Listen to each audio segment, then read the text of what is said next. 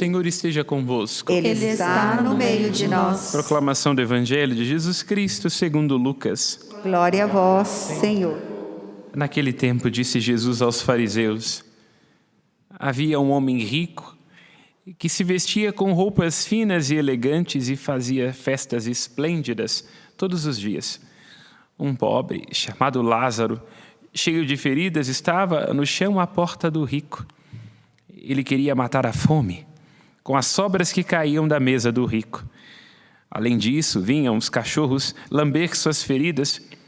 Quando o pobre morreu, os anjos levaram-no para junto de Abraão. Morreu também o rico e foi enterrado. Na região dos mortos, no meio dos tormentos, o rico levantou os olhos e viu de longe Abraão, com Lázaro ao seu lado. Então gritou: Pai Abraão, tem piedade de mim. Manda Lázaro molhar a ponta do dedo para refrescar a língua, porque sofro muito nestas chamas. Mas Abraão respondeu: Filho, lembra-te de que tu recebeste bens durante a vida, e Lázaro, por sua vez, os males. Agora, porém, ele encontra aqui consolo e tu és atormentado. E, além disso, há um grande abismo entre nós. Por mais que alguém desejasse, não poderia passar daqui para junto de vós, e nem os daí poderiam atravessar até nós. O rico insistiu: Pai, eu te suplico, manda Lázaro à casa do meu pai, porque eu tenho 5 irmãos. Manda preveni-los para que não venham também eles para este lugar de tormento. Mas Abraão respondeu: Eles têm Moisés e os profetas, que os escutem. O rico insistiu: Não, pai Abraão, mas se um dos mortos for até eles, certamente vão se converter. Mas Abraão lhe disse: Se não escutam Moisés, nem aos profetas, eles não acreditarão mesmo que alguém ressuscite dos mortos. Palavra da salvação. Glória a vós, Senhor. E pelas palavras do Santo Evangelho, sejam perdoados os nossos pecados. Amém.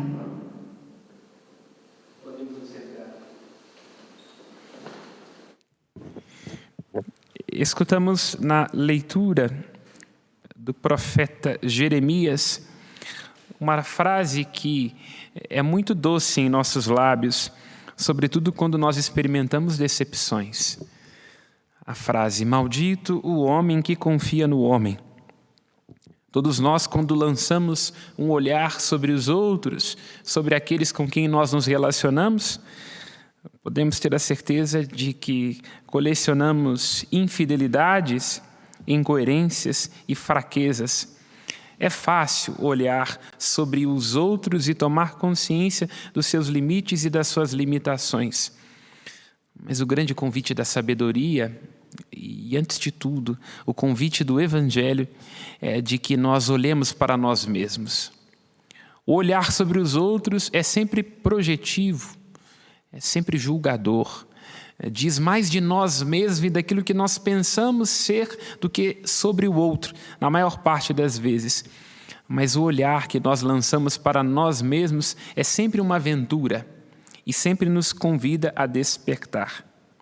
E qualquer um de nós que olhe para si mesmo com sinceridade percebe o quanto nós também somos moradas de ambiguidades.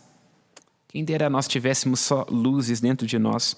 Nós também carregamos sombras, invejas, dissimulações, incongruências, e é justamente neste lugar que nós devemos nos encontrar para sermos alcançados pela misericórdia.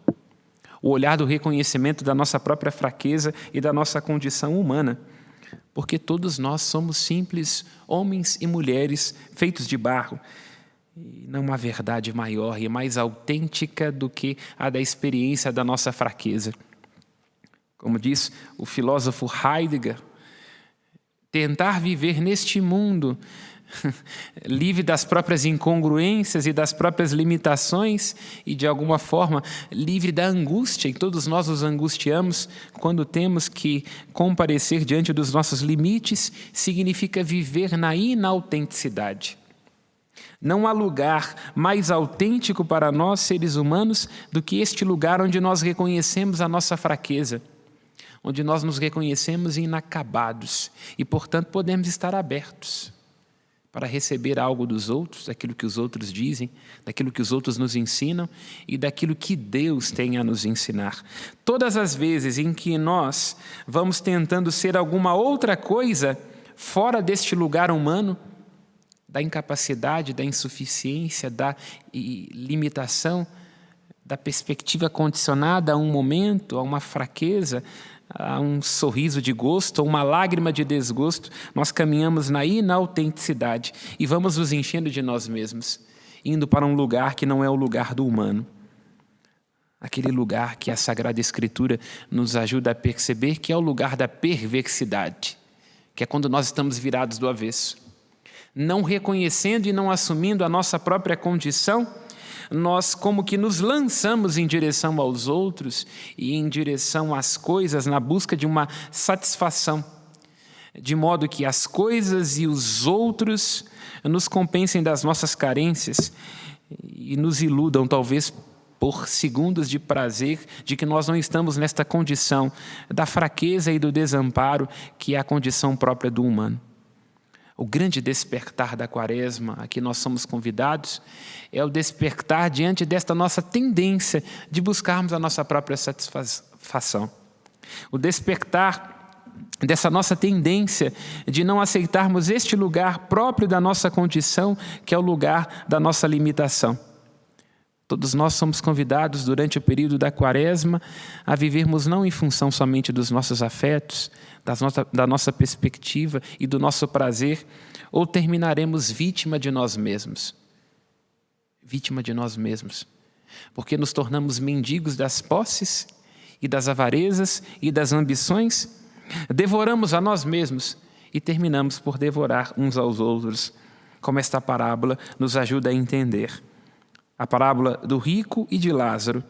O rico, cioso de si mesmo e da própria fortuna, vivia num estado de profunda sonolência. Isto é interessante. O que se insinua por detrás desta parábola é um homem junto com os seus irmãos que é incapaz de despertar. Despertar para a própria verdade, despertar para as indigências e para as dores dos outros, despertar para aquilo que não pode ser comprado e que vem de graça.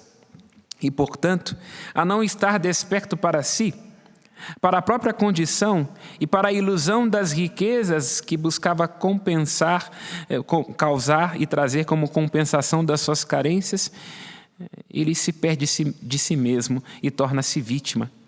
De modo que diz de maneira crua e direta que vai se estabelecendo um abismo. As expressões da liturgia que nós acabamos de escutar no dia de hoje são fortíssimas. Cada vez que nós vamos vivendo na inautenticidade, cada vez que nós vamos buscando a nossa própria satisfação, cada vez que nós não somos capazes de enxergar alguma coisa maior do que o nosso ego e do que o nosso próprio desejo, vai se estabelecendo um abismo entre nós. Esse abismo, em primeiro lugar, nos afasta de Deus. Porque lá onde nós buscamos o prazer e a nossa própria satisfação, lá onde nós não temos espaço para Deus e para estar com Ele, nós o vamos expulsando da nossa vida e das nossas causas, de modo que mesmo que Deus queira, não poderá nos encontrar. E não é isso o que o rico diz a Abraão? Talvez, se eu puder voltar e dizer aos meus irmãos, eles talvez se despertem. E aí diz Abraão, eles têm Moisés e os profetas que os escutem, mesmo que alguém ressuscitasse dos mortos, não seriam capazes de voltar. Este alguém que ressuscita dos mortos é Jesus Cristo. E por que é necessário ver o Cristo e a sua ressurreição como um sinal? É porque a constatação mais grave que é lançada diante dos nossos olhos de que nós não valemos nada é a morte. A consciência de que nós somos passageiros, de que nós somos como a erva do campo, como dizia Jeremias na primeira leitura, vai nos ajudando a colocar cada sentimento, cada prioridade, cada ansiedade no lugar correto. Porque quando nós tomamos consciência que passamos, quando nós tomamos consciência de que somos limitados, quando abandonados à nossa própria condição e à nossa própria fraqueza, nós vamos tomando consciência daquilo que dizia um dos filósofos da Grécia Antiga, um dos pensadores, Tácito. Ele diz, olha, não fique muito preocupado com as coisas da vida, ninguém sai vivo dela mesmo. Esta consciência terrificante, esta consciência profundamente desafiadora de que nós passamos, de que todo encanto é enganador e que toda beleza é passageira, tem uma capacidade enorme de nos devolver a nós mesmos. Porque nós estaremos menos ansiosos quando tivermos consciência de que o mundo não vai parar de girar, se nós perdermos a nossa saúde e a nossa paz, em nome dos nossos bens e das nossas pretensões. Nós estamos devolvidos a nós mesmos quando tomamos consciência de que cada instante vivido é um instante morrido e de que este instante, esta dádiva que nos toca e, portanto, chama presente, não voltará mais e que a nossa vida não dará uma outra safra.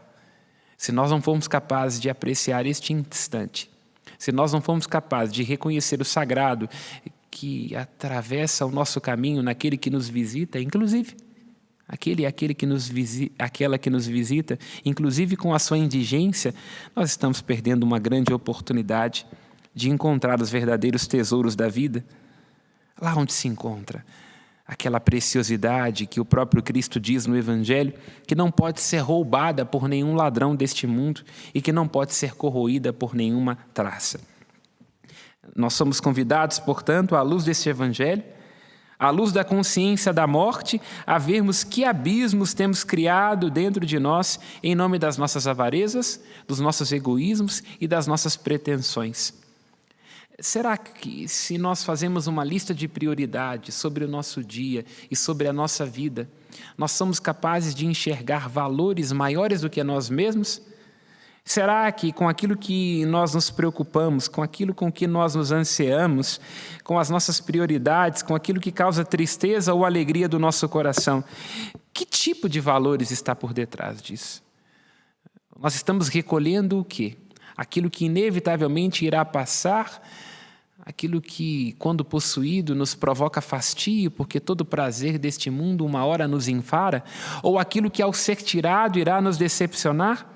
Ou nós estamos diante daquilo que é perene, daquilo que não passa? Tenhamos nós consciência, meus irmãos e minhas irmãs, deste abismo de que fala esta passagem, levando em consideração aquilo que é próprio dos bens deste mundo. Se nós observamos bem, os bens deste mundo jamais podem ter muitos ao mesmo tempo. Para que alguém tenha em excesso, inevitavelmente será necessário tirar de alguém. Como diz São João Crisóstomo, o pão que sobra na mesa do rico significa a falta na mesa do pobre. Inevitavelmente, se alguém tem excesso, significa que na outra ponta da mesa está uma falta. Portanto, os bens deste mundo não podem pertencer a todos ao mesmo tempo. E eles provocam divisões, abismos, eles são diabólicos dentro de nós, dentro da etimologia grega da palavra diabo, que quer dizer divisão. Portanto, os bens deste mundo, na sua multiplicação, sempre nos dividem. E é bem assim, não é verdade? Quanto mais uma mãe e um pai multiplicam. Mas os bens espirituais, os bens que não passam, os bens que vêm de graça, é o contrário. Quanto mais nós os partilhamos, mais eles se multiplicam. Quanto mais nós partilhamos um sorriso, mais nós forramos o coração de quem convive conosco. Quanto mais nós somos capazes de ser gentis, preservando quem convive conosco da infelicidade, dando-lhe não os nossos bens, não a nossa conta bancária, os nossos boletos, mas a partilha do nosso coração, essa divisão multiplica. Portanto, nos bens espirituais e naquilo que vem de graça, há uma pobreza que enriquece. Quando nós nos esvaziamos e dispomos, nós vamos nos tornando mais ricos e vamos atraindo uns aos outros. A gentileza a atrai. E, na verdade, é o que permanece na nossa memória, não é? Nós não lembramos muito as pessoas que nos agradam a partir daquilo que dão. Nós não lembramos muito das pessoas que nos bajulam, que nos entregaram em algum momento da vida o presente, mas fica marcado profundamente na nossa alma, lá naquele lugar em nós que instância nenhuma do tempo pode apagar a gentileza, a compreensão, um ombro amigo, um gesto de justiça, uma frase simples como eu me importo. Perceba, é sobre isto, daquilo que vem de graça, sobre este cultivo dos valores espirituais e daquilo que não passa, que quer nos convidar a comparecer o Evangelho de hoje. E quero terminar esta reflexão ainda com um olhar sobre a primeira leitura e sobre o salmo que nós acabamos de cantar. Porque nós, olhando para nós mesmos, tendemos a buscar a nossa própria satisfação. Não raro, nós não temos conta de ser sensatos, não é? Porque a gente está sempre preocupado com como que a gente vai ganhar, como que a gente vai lucrar, como o outro vai me recompensar ou a outra por aquilo que eu estou fazendo. E nós vamos fazendo o amor deixar de ser amor e se tornando egoísmo escoltado. É assim, não é? A gente se relaciona com um egoísmo escoltado. Nós vamos apenas dando na medida dos nossos interesses e, inevitavelmente, vamos secando. Isso nos faz secar. Quando o coração deixa de ser generoso, ele seca, não é? E haverá, no fim, quando nós nos encontrarmos no outro mundo, a experiência de uma sede profunda, porque os bens deste mundo não foram capazes de nos saciar. Mas aquele que se aproxima daquilo que vem de graça, aquela que abre o seu coração para aquilo que não passa, e que, antes de tudo, cultivam uma intimidade com Deus, diz a primeira leitura que nós escutávamos e o Evangelho. Tem a experiência de ser como uma árvore que à beira da torrente está plantada. Esta imagem é belíssima da Escritura, nos ajudando a entender que estes bens que a gente não pode tocar e que não pode mensurar, que a graça e que o próprio amor de Deus tem a capacidade de nunca nos enfarar, de nunca nos dividir. Cada vez que nós nos aproximamos de Deus, dele retiramos força. Cada vez que cultivamos a amizade com Deus, dele recebemos uma riqueza que não passa.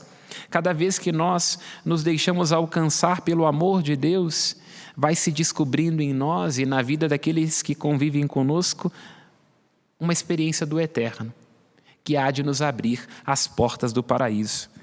Como assim? Nós, inclusive, dizemos na bênção, uma das bênçãos finais para o casamento nupcial, nós, os padres, os diáconos, invocamos a bênção de Deus sobre a vida do noivo e da noiva, dizendo assim: olha, recebam na sua casa com hospitalidade os pobres, um dia eles vos abrirão as portas do céu. É isto. Quando nós buscamos só o que nos interessa e a nossa própria satisfação, nós terminamos fazendo a vida e da vida de quem atravessa o nosso caminho um inferno. E todos nós sabemos como é difícil conviver com alguém que só pensa em si mesmo, só fala de si, nunca se envolve com as causas do outro.